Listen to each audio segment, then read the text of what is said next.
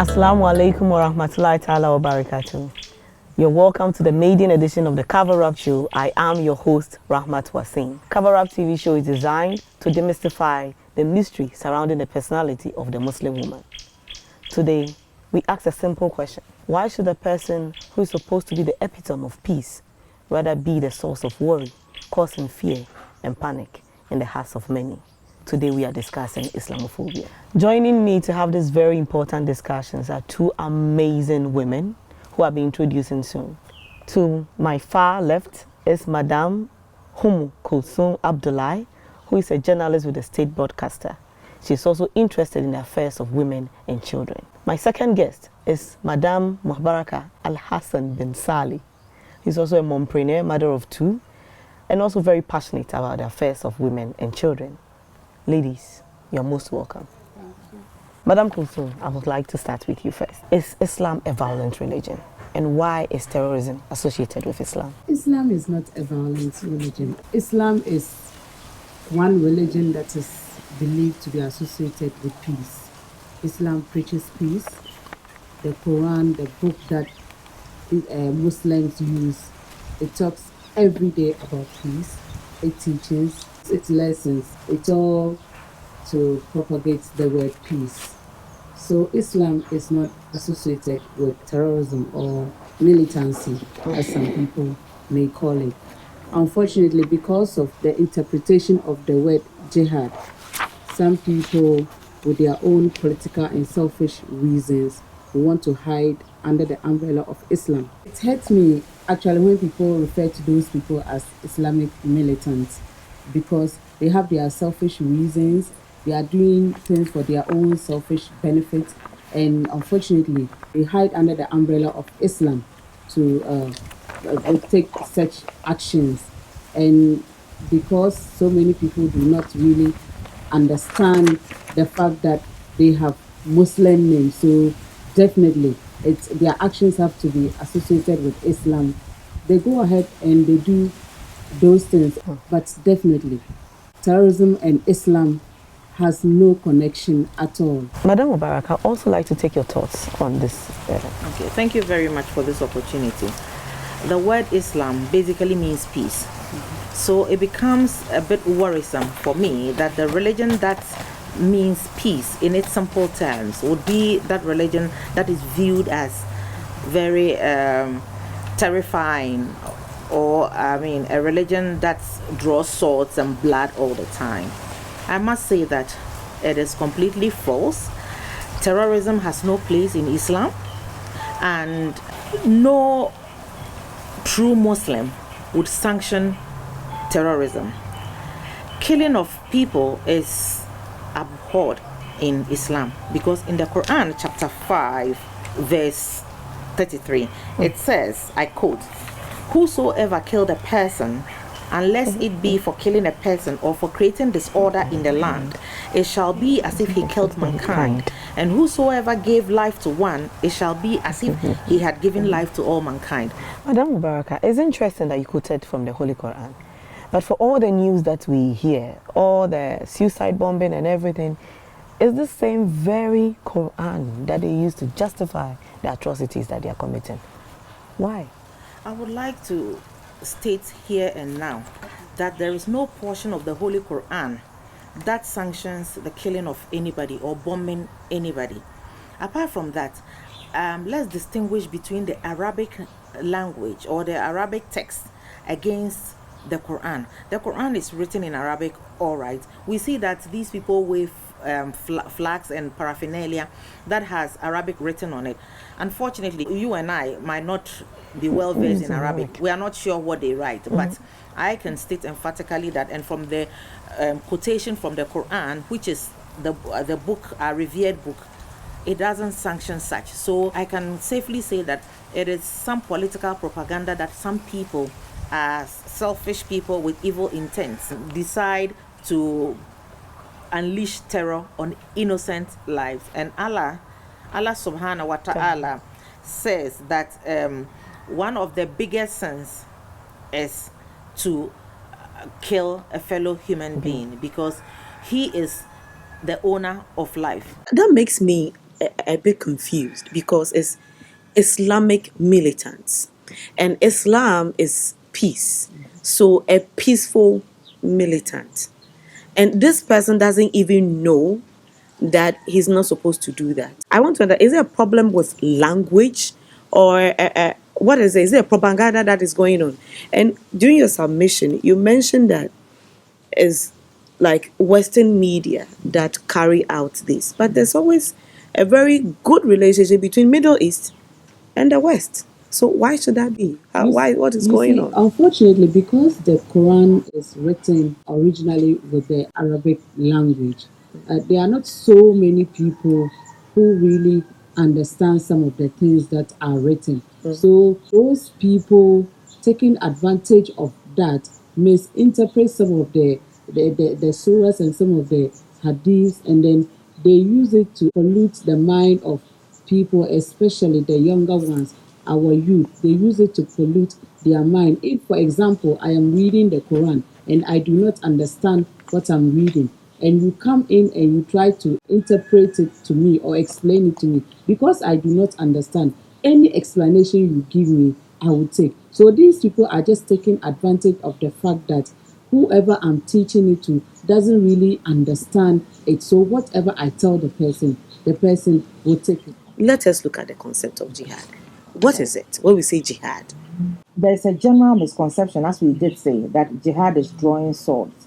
Unfortunately, it is false. Jihad is from the Arabic word jahada, which means to struggle.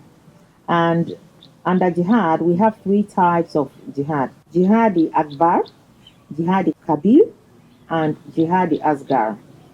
The first one, jihadi akbar, is the struggle for self-reformation and the struggle against temptations like lust, adultery, immorality.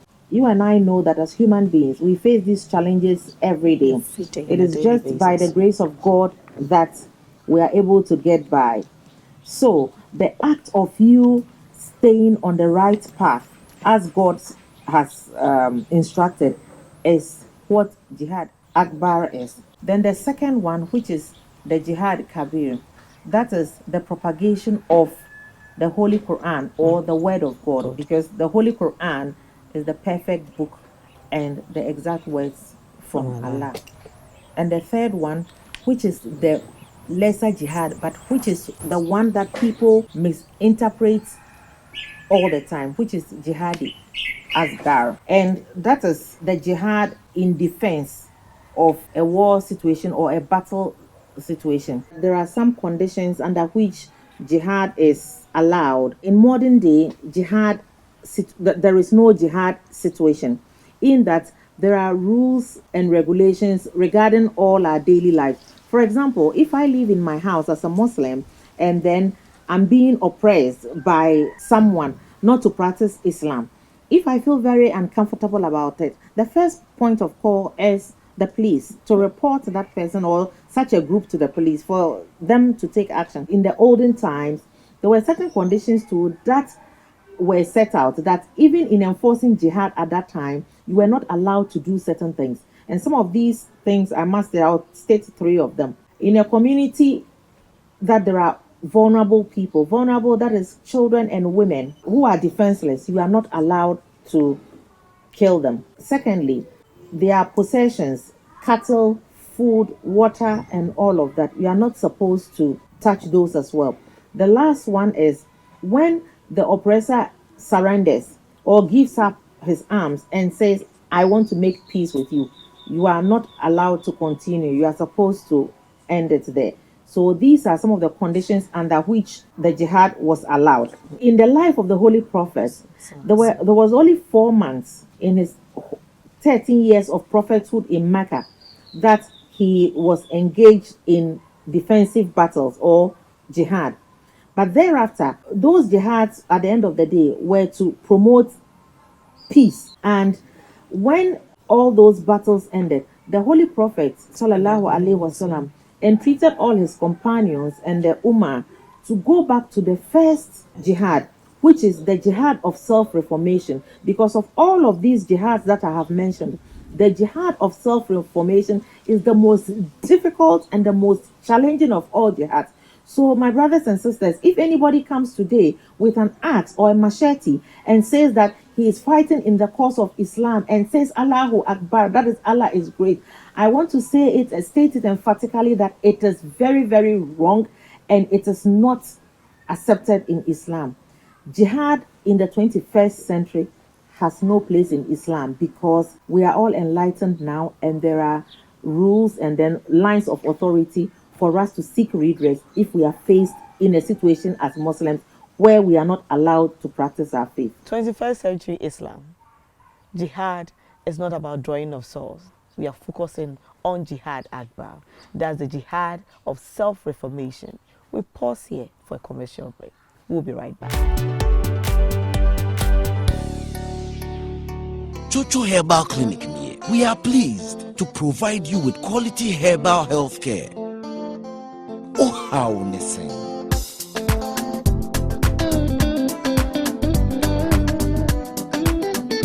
Chocho Herbal Clinic dear. Esan se wapomudin wa yaresa ho hia yenti no. Ye wo mremu obia. Ye wo highly qualified professionals a. Wodi abefum fidie behwehwe ne yesi wapomudin ho kwan. Ne apano aduro nso amawo. Well equipped gym a obetumi atentene wo nso wa ha. Ahanso de ebibidro kro gin ye desire de.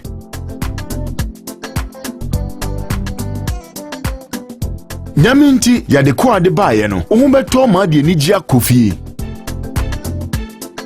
Ye wo Suhum Highways 44. Chocho Herbal Clinic. Somuye Papa no.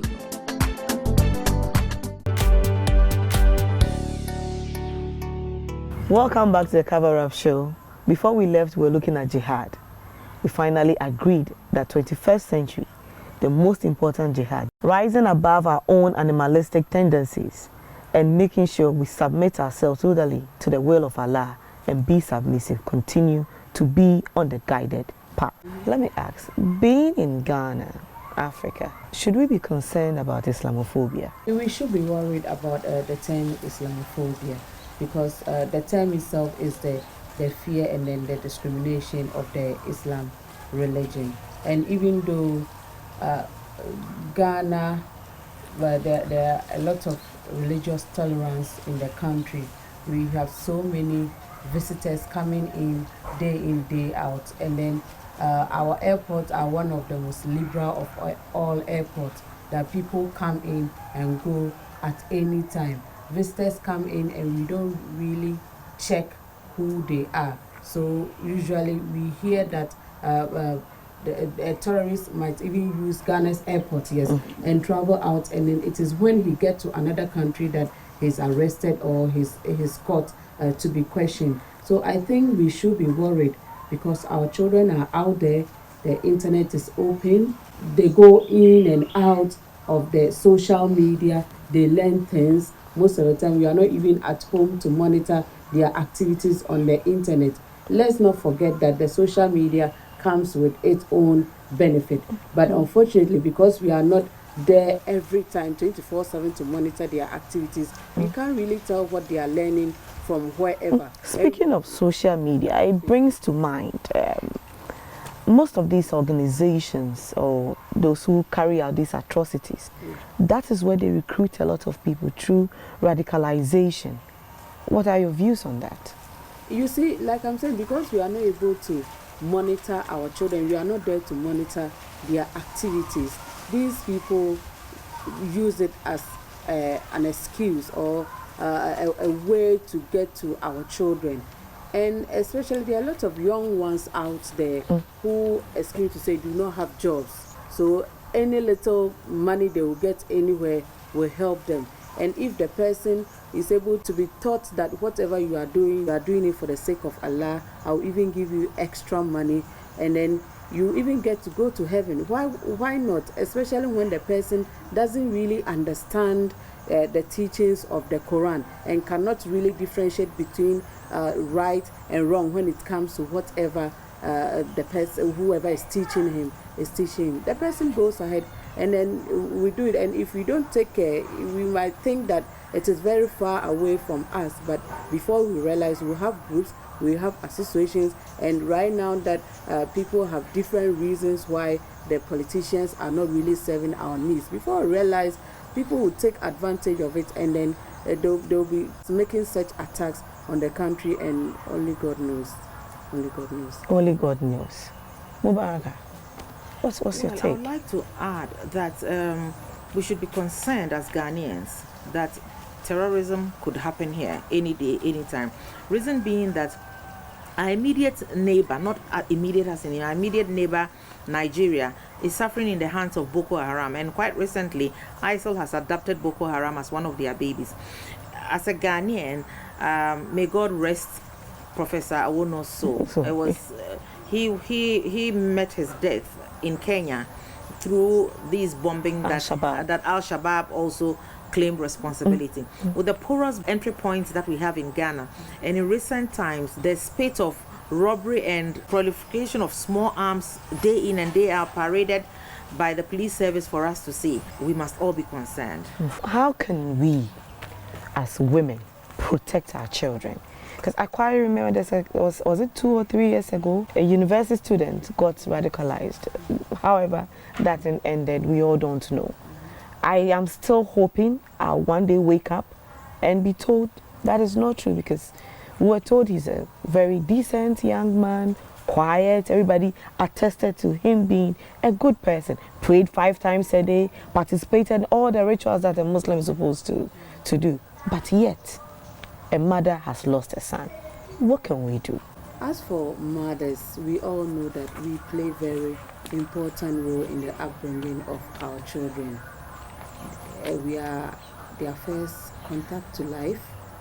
We are the first people who communicate to them and they understand.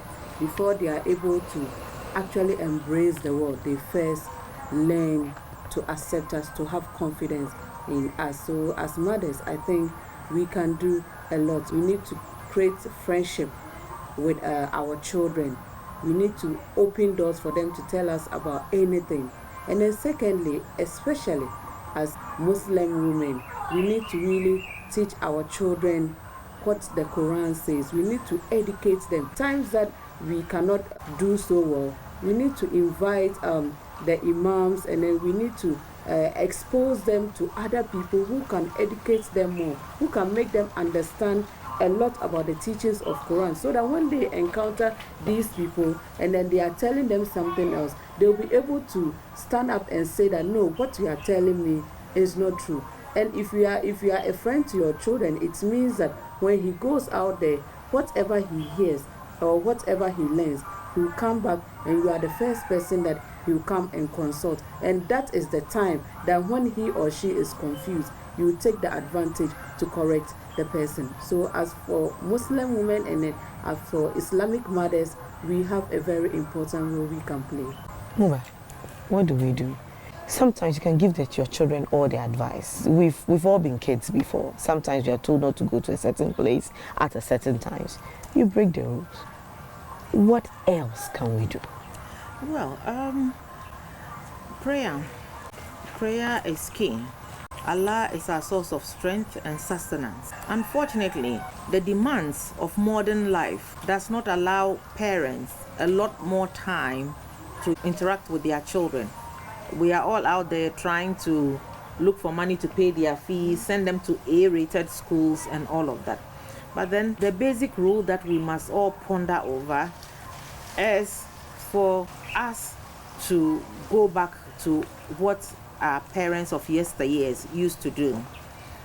Mothers try hard to take on jobs that are not overly demanding so that we can make time and then be involved in our children's lives. We must also notice that, in fact, from the experience of the gentleman who was indoctrinated from KNUST, when you see your child all of a sudden being aloof and being more on the internet, and then suddenly showing traits of extremism, and then his appearance, and demeanor then we should be concerned. We should also try as much as possible to be very interested in the associates of our children, their friends, and the homes from which those friends also come. Because usually they don't, it's not one person who acts, they act in a group. His next contact might not necessarily be in Ghana, it could be in Nigeria, but then, you know, through Skype and all of that, they chat. So we have a lot of work to do. We need to educate our children, place proper values from infancy, let them know what is right and what is wrong, and to let them know that basically killing for Allah is not acceptable. Yes, indeed, killing is not part of Islam. And indeed, Allah has said categorically in the Holy Quran that He needs no one's help in defending His religion. Let's go out there and take a listen to people's view on today's topic. Jihad is not about going to kill somebody. So whoever explains or tells us that jihad is about going to kill somebody is a lie. Jihad is about the fasting that we are doing. That is jihad. Jihad is about helping somebody who is in need. That is jihad. Jihad is about even repairing your road to the house or to the houses of people. That is jihad. Islam is indeed a religion of peace. However, there are some people that do not practice, or should I say, follow the rules that Islam has laid down. We should understand one thing, that Islam is different from the Muslim. A Muslim is different. The fact that a Muslim does something does not mean that the whole Muslims in the world are to be blamed for it. We are responsible for our own actions. I believe they embark on this terrorism act because of how the Quran has been misinterpreted to them, and they've been brainwashed, and we can't blame them. But that's not what Islam teaches. When you read or when you research into Islam, Islam talks about peace, and we Muslims are peaceful people, and we are very hospitable people. We all believe we have Muslims who have been indoctrinated to act the way they act, thinking killing it's part of the faith. But if really as Muslims we claim we are who we are, I don't think killing should ever be part of our system. I think Islam is being perceived that way because we haven't really understood the spirituality of Islam. Take the life of the Prophet Muhammad, peace be upon him. He was a walking Quran, meaning that you did not need to see your Quran to understand the way he lives. It is by his lifestyle that you get to know that he is a peaceful person. But I believe that if we begin to live as Muslims, as the Prophet did, we'll be having less of these portrayals. Viewers, you heard it for yourself. Terrorism, radicalization, suicide bombing, killing has no place in the religion of Islam. Madam Muba, what are your reactions to the views? Well, my comments are in sync with what they all said, because Islam is a religion of peace and total submission to Allah. And so killing, once again, I must emphasize, has no place in Islam. I think, most of these extremists and those terrorists, they use the religion as an excuse to attack people and take those actions with the excuse that they are trying to protect their religion. They are trying to draw people into their religion.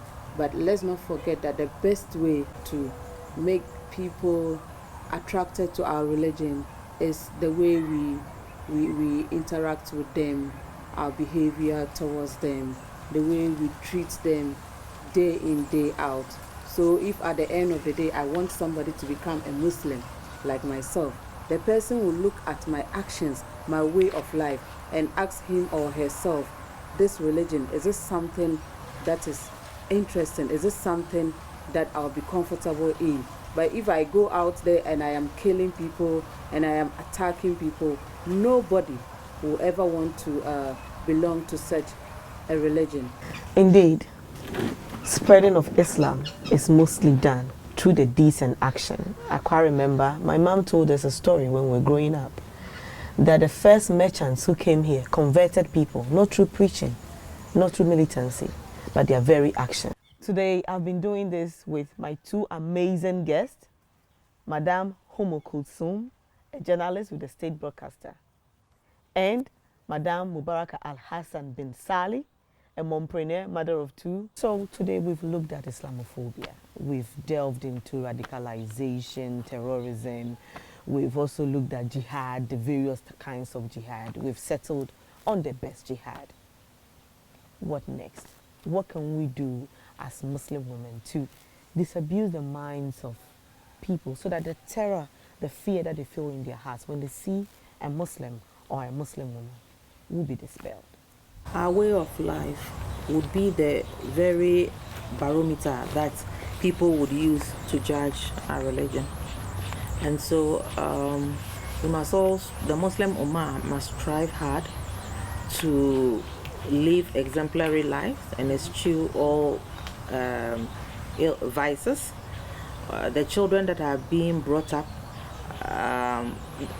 the mualimas must preach on values in our various mosques and in our communities. And last but not the least, parents must know their children through and through.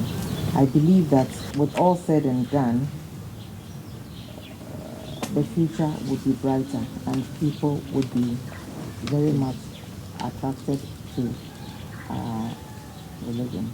Inshallah. Inshallah. Madam Kulssum. I think we need more education. We ourselves, we need to acquire more knowledge. The Quran tells us that we have the right, in fact, we've been given the responsibility to learn, not just to learn, but to also impact knowledge. We need to know, and we need to teach others, and we need to spread the message. We need to educate everybody else that needs education. If we do that, very soon, those people will be left on their own because they will have nobody to support their actions, because everybody will begin to know that whatever they are doing has no links with Islam. And when they are in the minority, then it means that it will be difficult for them to be able to perpetuate those evils and those actions that they keep on taking. And I think as the information goes out, as we continue to learn, we might get to a point whereby people will learn the truth and then accept the truth. Inshallah. Most certainly, our deeds and actions and reactions, and also our commitment to following the path, and finally adding prayers to it, will inshallah bring the good name of Islam to bear. It's been an insightful, educative and an enlightening discussion today. I'd like to thank my amazing and wonderful guests, Madam Kulssum Abdulai and Madam Mubaraka Alhassan bin Salih. Join us again next week, same time, same place, for yet another informative and educative discussion. Jazakumullah. Assalamu alaikum wa rahmatullahi ta'ala wa barakatuh. May Allah protect us all.